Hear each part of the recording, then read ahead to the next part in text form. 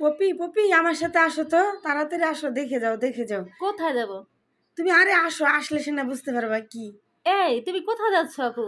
তুমি আসো পিছনে পিছনে। আরে আমাকে বলো কোথায় যাচ্ছ? কি চিপার মধ্যে যাচ্ছ কেন? কি হয়েছে তোমার? বললাম তোমাকে পিছনে পিছনে আসতে। দেখো আপু কত সুন্দর বেগুন। তুমি আসো আমার সাথে, এত কথা না বলে। তুমি কোথায় যাচ্ছ আমি কিছু বুঝতে পারতেছি না। বললাম পিছনে পিছনে আসো, তারপর আবার এত কথা বলতেছো। আচ্ছা ঠিক আছে চলো। ভালো করে মোবাইলটা ধরো। এই যে দেখো, এটা কি? পাকা পেঁপে? পাকা পেঁপে মানে? দেখছো, পেঁপেটা পাকা হয়ে আছে অথচ কেউ দেখে না।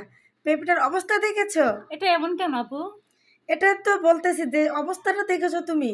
আমি দূর থেকে ফলো করেছি যে পাকা পেঁপেটা অথচ ভিতরে বাদুড়ে সব খেয়ে অবস্থা হালুয়াটা বানিয়ে ফেলেছে।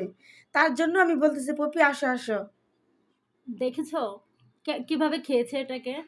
কিভাবে খেয়ে ভিতরে দেখো জোগা বানিয়ে ফেলেছে। বিচিগুলা কি সুন্দর দেখা যাচ্ছে বসে আছে। এই বীজগুলো নিচে পড়ে আবার গাছ হয়ে যাবে। ও আচ্ছা। দেখছো এত সুন্দর ই পেঁপেটাকে কি করেছে হ্যাঁ, বাদুড়টা। ওরা ফল দেখলে মনে হয় কি দেখে। দেখো এগুলা কি? দেখো পপি, কি সুন্দর, এই যে দেখো কি সুন্দর কাঁচামরিচ হয়েছে গাছে।